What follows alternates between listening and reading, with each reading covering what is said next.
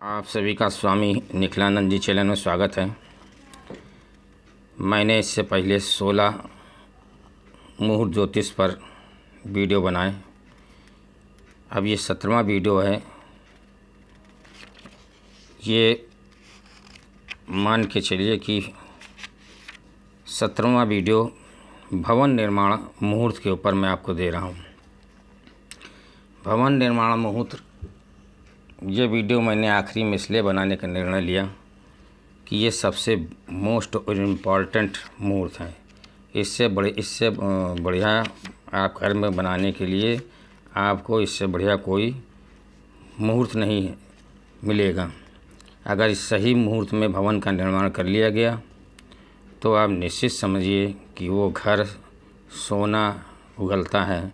सारी खुशियाँ, सारी मन की शांति, कलह, ये मन की शांति मिलती, कलह, इस प्रकार के अवगुण सब दूर रहते हैं उस घर से। इसका सही मुहूर्त बनाना बहुत कठिन है, बहुत कठिन है मुहूर्त बनाना। मैं आपको पूरी कोशिश करता हूँ कि मैं आपको सही मुहूर्त बताऊं और आप इसका फ़ायदा उठाएं।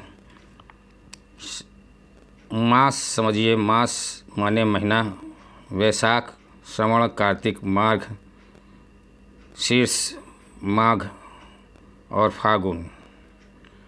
मास का चयन द्वार मुख के अनुसार करना चाहिए। मास का चयन जो है द्वार मुख के अनुसार ही करना आवश्यक होता है। पहला अब समझिए, पूरब पश्चिम का अगर आपका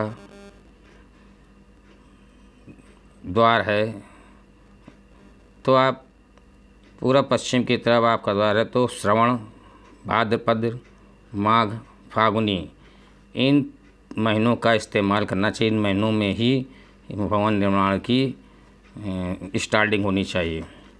उत्तर दक्षिण में अगर द्वार है आपका तो वैशाख, जेठ, कार्तिक, मार्गशीर्ष, इन महीनों में आपको भवन निर्माण की स्टार्टिंग करनी चाहिए। भवन निर्माण में शुक्ल पक्ष ही ग्रह में माना गया है, मतलब भवन निर्माण में शुक्ल पक्ष की ही तिथि ली गई है और कोई तिथि नहीं ली गई। शुक्ल पक्ष की तिथि द्वितीया, तृतीया, पंचमी, छठवीं, सप्तमी, दसवीं, द्वादशी, त्रयोदशी शुक्ल पक्ष की ये तिथियां हैं। इन तिथियों को लिया गया है, लेकिन कुछ ऋषि मुनियों ने इन तिथियों में कुछ तिथियों में अपना विरोध जताया। पंचमी, छठवीं, दसवीं, एकादशी ये तिथियां ताज वर्ज मानी गई, इनको त्याग देना चाहिए। अब मैं आपको त्याज तिथि बताता हूँ। द्वार के मुख के हिसाब से किन तिथियों में आपको स्टार्टिंग नहीं करनी चाहिए। जैसे पूरब दिशा का आपका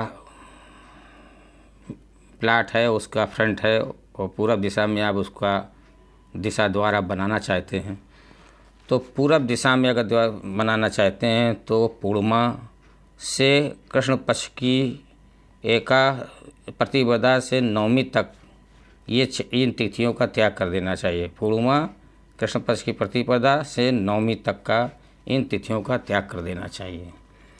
अगर आपका द्वार उत्तर की तरफ है तो कृष्ण पक्ष की नवमी, दसवीं, एकादशी, द्वादशी, त्रयोदशी और चतुर्दशी का त्याग कर देना चाहिए। इन तिथियों में भवन का निर्माण नहीं करना चाहिए। अगर पश्चिम दिशा का आपका द्वार है तो अमावस्या से शुक्ल पक्ष की प्रतिपदा से नवमी तक का त्याग कर देना चाहिए। दक्षिण दिशा का अगर आपका द्वार है तो शुक्ल पक्ष की नवमी, दसवीं, एकादशी, द्वादशी, त्रयोदशी, चतुर्दशी इन तिथियों का त्याग कर देना चाहिए। इन तिथियों में आपको भवन का निर्माण नहीं स्टार्ट करना चाहिए। मैं आपको इसमें मास शून्य पक्ष गल ग्रह तिथियों का भी त्याग जरूरी होता है। अब मैं आपको मुहूर्त बताता हूँ वार आप समझ लीजिए, चंद्र बुध गुरु शुक्र शनि, ये वार होने चाहिए। नक्षत्र रोहिणी नक्षत्र, मृगशिरा नक्षत्र, पूर्वावास नक्षत्र, पुनर्वास नक्षत्र, पुष्प नक्षत्र, उत्तरा फाल्गुनी नक्षत्र, उत्तराषाढ़ नक्षत्र, उत्तरा फाल्गुनी नक्षत्र, उत्तरा हस्त नक्षत्र, चित्रा नक्षत्र, स्वाति नक्षत्र, श्रवण नक्षत्र, धनिष्ठा नक्षत्र, शतभिषा नक्षत्र और रेवती नक्षत्र, ये नक्षत्र होने चाहिए। अब ये देखिए, योग उस समय कोई योग त्याग करने वाले योग कौन से हैं? विषकंभ, अतिगंड, शूल, गंड, व्याघात, वज्र, व्यातिपात, परिघ, वैधृति योग, ये योग जो हैं त्याज हैं। इन योगों में मकान का निर्माण, भवन का निर्माण स्टार्ट नहीं करना चाहिए। कर्ण, बव, तेतिल, गर, वणिज, शकुन और किस्तुध्य, ये वर्ण होने चाहिए। लग्न उस दिन कौन होनी चाहिए, किस लग्न में आप भवन का निर्माण करें? वृक्ष लगन होनी चाहिए, मिथुन होनी चाहिए, सिंह होनी चाहिए और धनु, ये 4 लग्न में ही स्टार्टिंग करें। कुंडली में देख लें कि तीसरे, छठे, 11वें भाव में पाप ग्रह हो, केंद्र त्रिकोण में सोम ग्रह हो, दसम भाव में सबल ग्रह हो, तो इसका निर्माण स्टार्ट करना चाहिए। ग्रह निर्माण के समय ग्रहपति की राशि जो भी हो, उससे सूर्य, चंद्र, बुध, शुक्र बलवान होने चाहिए। अगर ये ग्रह बलवान हैं तो आपको नींव खोदनी चाहिए, भवन निर्माण करना चाहिए। अब मैं आपको बताता हूँ कि सूर्य का निर्मल होने से स्वामी, जिसका जो मकान मालिक है स्वामी, उसका नाश हो जाता है। अगर गुरु निर्मल हो तो सुख नाश हो जाता है, उस मकान में सुख शांति नहीं रह सकती। चंद्र निर्मल हो तो स्त्री का नाश हो जाता है, शुक्र निर्मल हो तो द्रव नाश हो जाता है। इसलिए इन ग्रहों का बलवान होना बहुत ज़रूरी है। अब मैं आपको बताता हूँ कि किस वर्ण के लिए कौन सा ग्रह बलवान होना चाहिए। यदि आप ब्राह्मण हैं तो आपका अब गुरु और शुक्र विशेष बलवान होने चाहिए। उस समय, जिस समय आप कुंडली में भवन निर्माण कर रहे हो, उस समय गोचर में देखना होता है। क्षत्रिय अगर आप हैं तो सूर्य और मंगल बलवान होना चाहिए।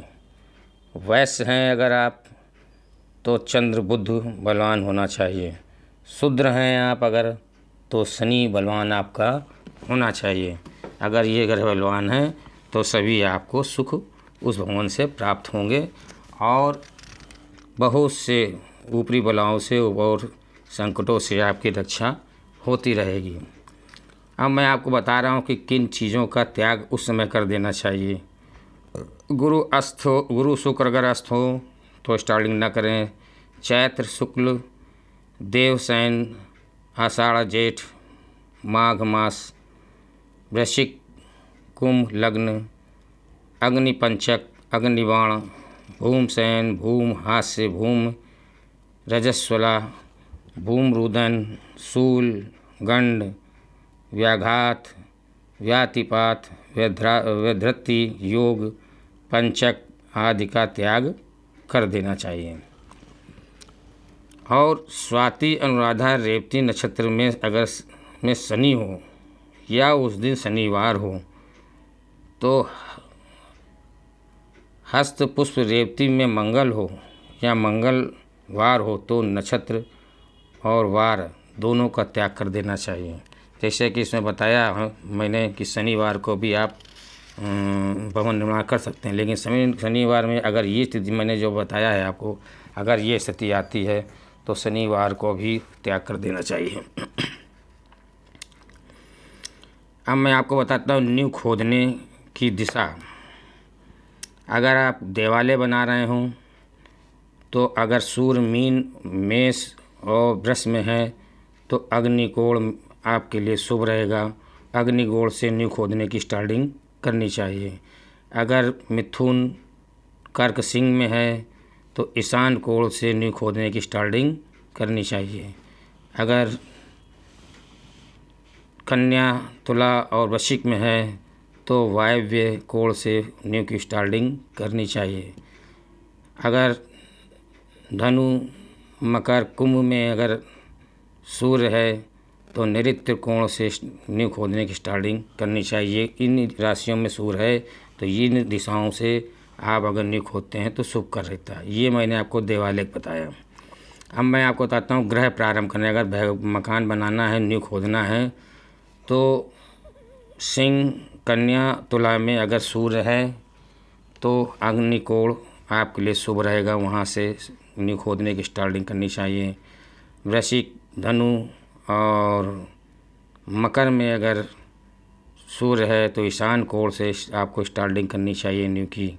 अगर कुंभ, मीन और मेष में है तो वायव्य कोण से आपको स्टार्टिंग करनी चाहिए। अगर वृष, मिथुन और कर्क में है तो आपको नैऋत्य कोण से नींव की स्टार्टिंग करनी चाहिए। ये मैंने ग्रह प्रारंभ, नींव खोदने का समय बताया, मुहूर्त बताया। आप जलाशय अगर खोदना बनाना चाहते हैं, मकान बनाने के बाद जलाशय का समय आम का आता है। अगर कुआं खोदना चाहते हैं, हैंडपम्प लगाना चाहते हैं या कोई भी बोरिंग करना चाहते हैं तो आप उसी समझिए कि मकर, कुंभ, मीन में अगर सूर्य है तो अग्निकोण में आप जलाशय खोद सकते हैं। अगर मेष, वृष, मिथुन में अगर है तो ईशान कोण में आपके लिए शुभ रहेगा। अगर कर्क, सिंह और कन्या में है तो वायव्य कोण में आप जलाशय खोदिए। या तुला, वृश्चिक और धनु में है तो नैऋत्य कोण में जलाशय खोद सकते हैं आप। ये मैंने आपको बताया नींव खोदने की दिशा। मैं आपको अब ये 3 बहुत इम्पॉर्टेंट चीज़ बता रहा हूँ। मीन का शुक्र लग्न में अगर हो उस समय, जिस समय आप ग्रह की स्टार्टिंग करने जा रहे हैं, या कर्क का गुरु चतुर्भाव में हो, तुला का शनि एकादश भाव में हो तो वह घर प्रबल धनदायक होता है। उसके अंदर रहने वाला कभी धन धान्य से दरिद्र नहीं हो सकता। कर्क लग्न में चंद्र गुरु केंद्र में हो, कर्क लग्न में चंद्र गुरु केंद्र में हो, अन्य ग्रह स्व या उच्च ग्रह हो तो ऐसे समय में मकान प्रारब्धियों में से भरा होता है। उस मकान में हर प्रकार के शुभ होते रहते हैं और सभी प्रकार की सुख शांति इस मकान में से मिलती है। शुक्र लग्न में अगर सूर्य 11वें में हो, शुक्र लग्न हो, गुरु 11वें में हो, बुध 10वें में हो तो घर बहुत ही कल्याणकारी माना जाता है। अब मैं आपको बताता हूँ राहु मुख। राहु मुख दिशा। सूर्य अगर वृष, मिथुन और कर्क में होगा तो आपके लिए उस समय राहु का मुख अग्निकोण में होगा और आपके लिए दिशा शुभ होगी नैऋत्य। और यदि सूर्य कुंभ, मीन और मेष में है तो आपके इस राहु का मुख नैऋत्य कोण में होगा और वायव्य कोण आपके लिए शुभ है। यदि वृश्चिक, धनु, मकर में अगर सर्प का मुख है तो मुख रहता है तो वायव्य कोण में उसका मुख होगा। अगर वृश्चिक, धनु और मकर में सूर्य है तो राहु मुख जो है वायव्य कोण में होगा और ईशान कोण आपके लिए शुभ होगी। यदि सिंह, कन्या, तुला में सूर्य है तो ईशान कोण में राहु का मुख होगा, अग्निकोण आपके लिए शुभ होगी। राहु मुख जिस तरफ होता है उसके पृष्ठवर्ती यानी उसके सामने की दिशा में घर की नींव खोदनी आरंभ करना चाहिए। ये मैंने आपको बताया राहु के बारे में। अब मैं आपको सर्प मुख्य विचार करके बताता हूँ। भाद्रपद, अश्विनी और कार्तिक मास में सर्प मुख पूरब में होता है। फाल्गुनी, चैत्र, बैसाख में पश्चिम में होता है। उत्तर ज्येष्ठ, आषाढ़ और श्रवण में उत्तर में होता है। मार्गशीर्ष, पौष और माघ में दक्षिण दिशा में सर्प का मुख होता है। नाग के सिर में अगर भवन निर्माण हो जाता है धोखे से या किसी कारणवश तो उस घर के स्वामी का नाश हो जाता है। पीठ की ओर अगर पुत्र अगर किसी तरीके से नींव खुदाई का कार्य स्टार्ट हो जाए तो पुत्र स्त्री परिवार के काफ़ी लोगों का मारक हो जाता है, वो ख़त्म हो जाते हैं। पूँछ की तरफ द्रव नाश, अगर पूँछ है उसकी तरफ अगर खुदाई आपने स्टार्ट कर दी तो उस द्रव नाश हो जाएगा। वक्षस्थल में अगर है क्षेम में ही केवल कारक माना गया है कि सांप के वक्षस्थल जहाँ का स्थान है वो स्थान ही कारक माना गया है। मेरे अनुमान में सर्प अगर पूरब में है तो पश्चिम में उसकी पूँछ होगी। पश्चिम में पूँछ होगी तो बीच में उसकी नाभि होगी। नाभि से ऊपर थोड़ा सा बढ़ेंगे तो वो वक्षस्थल कहलाएगा। मैंने आपको ये बहुत इम्पॉर्टेंट चीज़ बताई, इसीलिए मैंने ये वीडियो सबसे आखिरी में बनाया है कि ताकि इस विधि का सही इस्तेमाल कर आप अपने जीवन को खुशहाल बना सकें। गृह द्वार विचार और आप समझ लीजिए। मुख्य द्वार का निर्माण वर्णों के हिसाब से मैं आपको बताता हूँ। ब्राह्मण अगर आप हैं तो पश्चिम दिशा, क्षत्रिय हैं तो उत्तर दिशा, वैश्य हैं तो पूरब दिशा, शूद्र हैं तो दक्षिण दिशा। यदि घर की चारों दीवारों में द्वार अगर बना दिए जाते हैं तो फिर द्वार दोष नहीं लगता। अब मैं आपको बताता हूँ गृह स्वामी के अनुसार द्वार दिशा, मतलब जो ग्रह का स्वामी है उसके अनुसार ग्रह राशि अगर आपकी कर्क, वृश्चिक, मीन है तो आप पूरब दिशा आपकी होती है।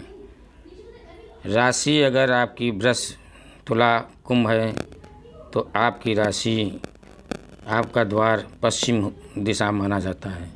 अगर आपकी राशि मेष, सिंह, धनु है तो उत्तर दिशा आपकी है। मिथुन, कन्या, मकर है तो दक्षिण दिशा होती है। इन भवन निर्माण में कुंडली की राशि देखी जाती है, नाम की नहीं। ये मैंने आपको भवन निर्माण के बारे में बताया कि भवन निर्माण के बाद बहुत से और कार्य होते हैं, वो आपको मैं दूसरे पार्ट में बताऊंगा। ये आप बहुत इम्पॉर्टेंट मैंने आपको मुहूर्त बता दिया जो पंडितों के लिए दुर्लभ ज्योतिषी जो होते हैं वही इन सब बातों पर विचार कर पाते हैं। आपको हमारा वीडियो आप सब्सक्राइब कीजिए, मुझे सब्सक्राइब आप करिए, जिससे मुझे सब्सक्राइब की इस समय बहुत आवश्यकता है। मेरा चैनल सब्सक्राइब कीजिए और शेयर कीजिए। शेयर करेंगे तो इसका फ़ायदा सभी को मिलेगा, आपको पुण्य मिलेगा। ये वीडियो हमारा बहुत ही इम्पोर्टेंट है, आप इसको ज़रूर शेयर कीजिए और सब्सक्राइब करना ना भूलें। सब्सक्राइब अगर आप करते हैं तो फिर हमें ऐसा लगेगा, आप सब्सक्राइब नहीं करते हैं तो हमें ऐसा लगेगा कि आपने हमारे कोई वीडियो आपको पसंद नहीं है। और मैं अपने हर वीडियो में यही कहता हूँ, आप कमेंट भी कर सकते हैं। अगर आप कमेंट करके कुछ पूछना चाहते हैं तो पूछ सकते हैं, इसी बात में मैं आपको अगले वीडियो में उसका उत्तर दूंगा, तो कमेंट भी कर सकते हैं। आपको मैं हर वीडियो में यही कहता हूँ कि ये आपकी नैतिक जिम्मेदारी बन जाती है कि विश्व का कल्याण जयकारा न लगने दें कहीं पर। धर्म की जय हो, धर्म का नाश हो, प्राणियों में सद्भाव न हो, सनातन धर्म का विस्तार हो, सनातन धर्मियों का कल्याण हो, मेरे मेरे देश का कल्याण हो। हर हर हर हर हर महादेव। ये जो है जयकारा जहाँ पर विश्व कल्याण बोला जाता है वहाँ पे आपको ये जयकारा लगाना है। इसकी अधिक जानकारी आपको जानकारी करनी है तो आप हमारे 4 वीडियो बस देखें। सनातन धर्म का विस्तार ऐसे होगा, सनातन धर्मियों का कल्याण हो, मेरे मेरे देश का कल्याण हो, मुस्लिम पाप पुंज, ये अवश्य देखें। ये हमारी आपसे बहुत ही रिक्वेस्ट है कि आप इस जयकारे पर विशेष ध्यान दें, विशेष ध्यान दें, विशेष ध्यान दें।